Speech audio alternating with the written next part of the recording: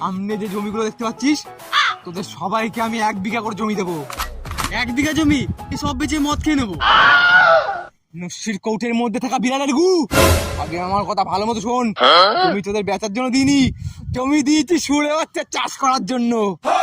আমরা কি বলদ নাকি যে জমি চাষ করবো? তোরা বলদ না তো, তোরা আছিস বলদ চোদা। আজ থেকে 3 মাস পর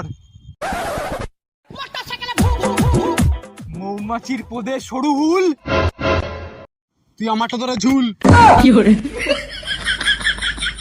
সিরিয়াস হবি নাকি বাড়া খাওয়া বন্ধ করে দেবো?